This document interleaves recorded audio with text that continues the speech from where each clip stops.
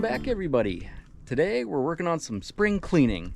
As you can see, we've got still about 18 inches of snow on the ground, and it's the middle of March.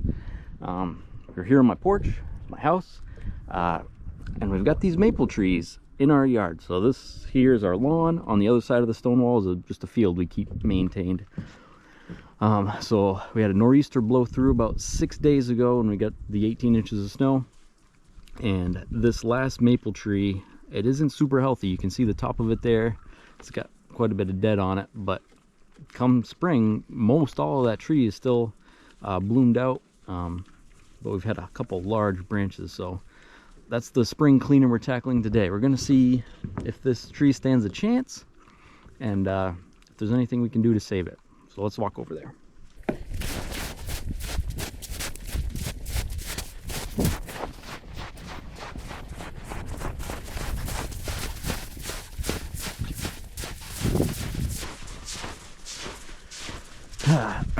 All right, so here's the branch. You see, it's quite a branch, about a 10-inch came off. We had another large branch come off last year, fell into the field, and just broken branches all around. So I don't know if any professionals can tell me if this tree stands a chance or if it's on its way out.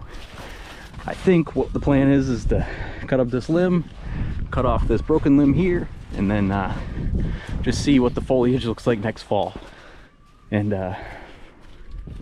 play it by ear.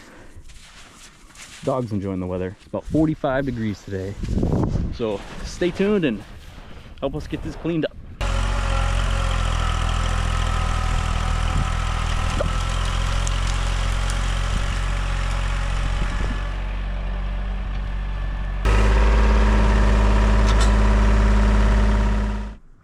So we've had quite a bit of snow melt throughout the course of the day. It's about 3:30 now, and it's in the mid 40s, about 45, 44 degrees, I think. And as you can see, we only got 6-8 inches of snow left on the ground, which is good.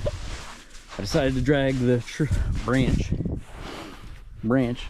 over the stone wall. Like I said, that's a lawn on the other side, and I didn't want to risk marring it up with the chains on the tires and whatnot.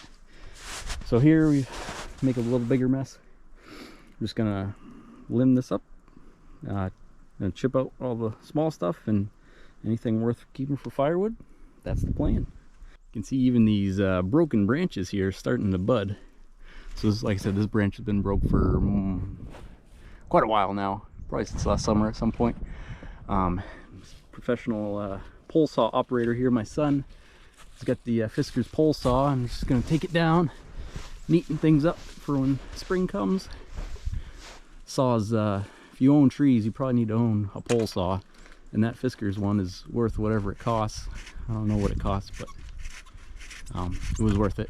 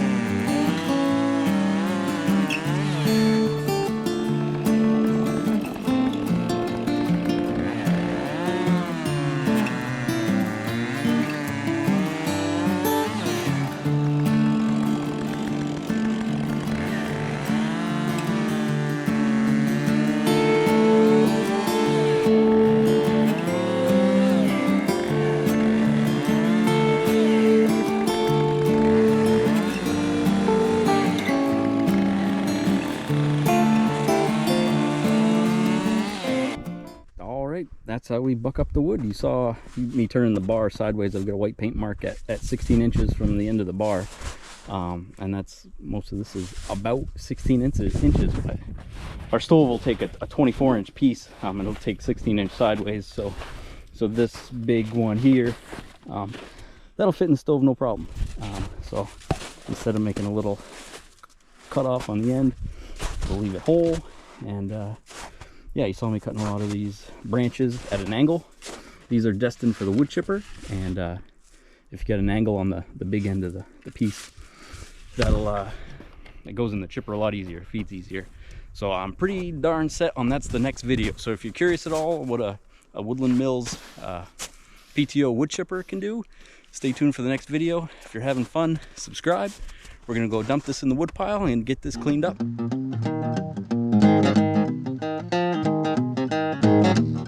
All right, so we get that cleaned up, and yeah, that's my verdict on this tree, is that it's just gonna continue to slowly die. But like I said, it's maple. You get a real nice pop of color in the fall. This here on the lawn is where we do our family photos every year. So I think we're gonna try and get at least one more year out of it, and then might be destined to firewood, but we'll see how this fall turns out. So thanks guys. If you're having fun, please subscribe. Stay tuned for that wood chipper video, and we'll see you at the next one. Take care.